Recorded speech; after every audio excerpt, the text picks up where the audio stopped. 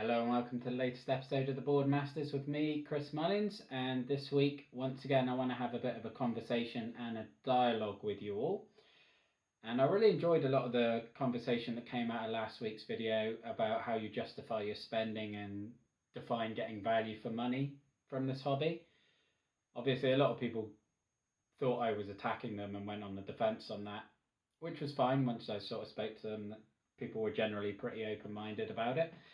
And one thing that came up consistently from a lot of people on how they guarantee that they're going to get value for money basically is something that I hadn't really considered. And in hindsight, that's probably a bit ridiculous given how obvious the solution sounds. But a lot of people said that they only buy games that they've played and that they know they love, which makes complete sense. I mean, it is the most sensible and efficient way of ensuring you can build a collection that you love. And I guess perhaps it's the way that I got into this hobby. As I've spoken about before, I got into this hobby through Kickstarter and backing dozens of campaigns over the course of last year, and then buying games, a lot of retail games to replace Massive Darkness 2, which obviously were highly rated games, but not games that I tried. And it sort of hadn't occurred to me that I could buy games that I've tried before, and I guess that's because I don't really have the opportunity to try any games, because I've only recently got together a board gaming group off the back of getting into the hobby last year, and in that group I am the game buyer generally. I'm the one that provides the games, and I'm happy to do that to get everyone together and have that social experience. That's fine. But obviously it doesn't give me the opportunity to play games that I don't own. And also, a lot of people mention board game cafes, and I had a search around online, and living in Cornwall, as far as I could find, there isn't a board game cafe in Cornwall. I believe there's one in Plymouth, and then I think there's one in Exeter. So 2 within 100 miles. And as much as I love board games, I'm not going to make a 200-mile round trip to go to a board game cafe to try out a game. So then I sort of had a flashback to my teenage years in terms of, obviously I came from the video game space, and it's been many a year since I bought a video game that I hadn't tried first. And so I was thinking about that, and as I said, it brought back memories of when I was a teenager, and obviously I didn't have the disposable income that I had now, so I couldn't buy the games I wanted, and I had to rely on rentals. And again, growing up, video game rental services were far more common than they seem to be now, but it got me thinking about, is there any board game rental services? And I started having a look online, and I did find a few, and I'm going to talk about those today.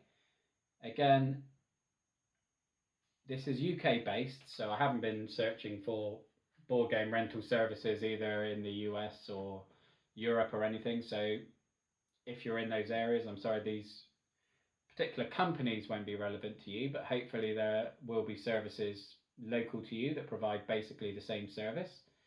And also, I'm not affiliated or sponsored or anything by these websites. They're not ones that I've even used. They're just ones that I've come up with or discovered as part of the research for this and wanted to talk about. And if people have used them, please comment down below and give your feedback and your experiences on them.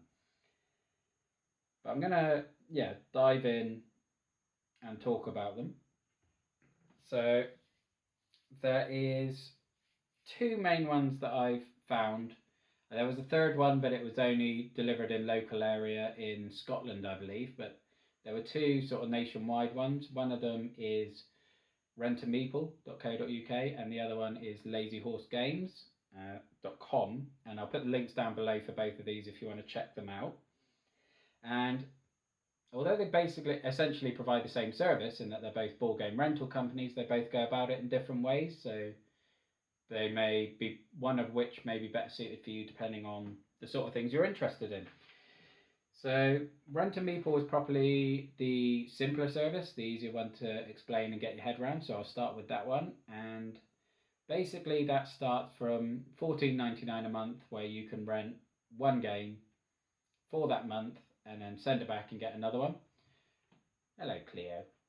Uh, Obviously, they offer different packages where you can bulk buy like a 3 or a 6 or a 12-month subscription, and that then lowers the cost on a game per month basis. And they also do other bundles where you can increase to, I believe, 2, 4 or 6 games per month. And again, although your cost is obviously higher, the cost per game is greatly reduced. Right, Puss, what you after? Just some love. And in comparison, the Lazy Horse Games service, they again start from £15, and again they offer price per month discounts if you're extending. I think they have 3, 6 and 12 months, but I may be wrong on that.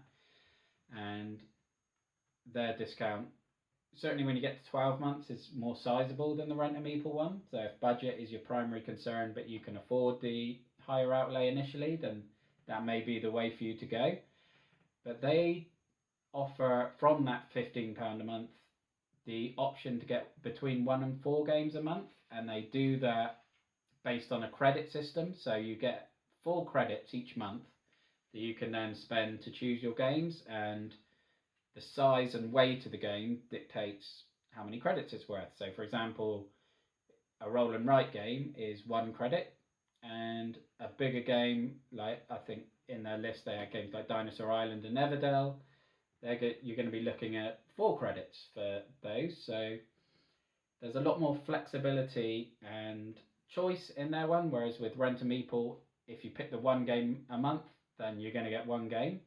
And if you choose something like Santorini, which is obviously a bit of a lighter game in terms of the contents of it and the length of gameplay, then it's probably not the most efficient way to use the service. Because you could get Santorini, I think it's 2 credits on Lazy Horse Games, and then get another one of the same weight. But then when you're looking at the 2 services, I guess always the most important thing for you is going to be the game libraries that each offer, and that's going to dictate which service is more appealing to you. Get that tail out of the way, you. And in terms of that, the biggest difference for me is that Rent a Meeple seems to have a lot more of the heavier and sort of newer, bigger titles. Like, for example, they have games like Star Wars Rebellion and War of the Ring and Tidal Blades and things like that aren't available in Lazy Horse Games. So if those are the games that you're interested in, renting one of those for £15 a month to try it rather than a 60, 70, £80 outlay is a fantastic deal. And if you're more interested in that type of games, which reflects my taste personally, so if I was going to pick one, that's probably the service I would go for myself, then go with Rent a Meeple. But if you're more interested in the smaller family games, or you want to try as many games as possible from that sort of smaller weighting, then Lazy Horse Games looks like it'd be a much better option for you, because you have that flexibility. You can get 2, 3, 4 games a month for the same price of 1 game from Rent a Meeple. So that's pretty much all I wanted to talk about. And again, just ask the community, have you used these services? What sort of feedback do you have? I'm assuming that these games are in quite good condition. I'm always nervous with rental services in the same way that I have been with the second-hand market from like video games history, because you tend to find, rental video games, you can get scratched discs. Same with if you're buying on the second-hand market, they can be damaged and whatnot. And from what I understand, board games, although they to me that feels like they'll be vulnerable to the same issues, but because of the passion of the community, people look after the games a lot better. So if you're buying a second-hand game, you can be pretty confident that it's going to be in good condition and the components are all going to be there. And I would hope that certainly the service, when you're paying for a rental, that they would ensure that's the case. But again, I haven't used them, so I can't state that with any certainty, but hopefully people down below will be able to confirm or deny that. And that's pretty much it, really. Yeah, so I guess for me, one of the main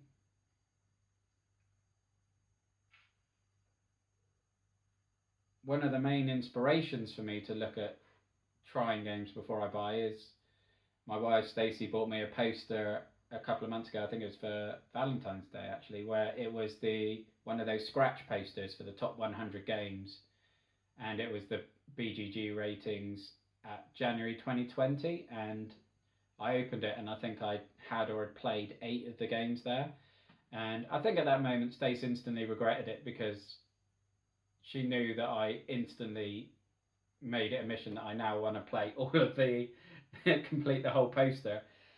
And obviously buying a lot of those games would be a huge outlay, and to be fair, there's a lot of games on there that typically wouldn't interest me. I mean, I know games like Root and Scythe are very highly thought of and highly rated, obviously, to be on the poster, but competitive games generally don't appeal to me as much, so they're not the sort of games I would want to buy outright.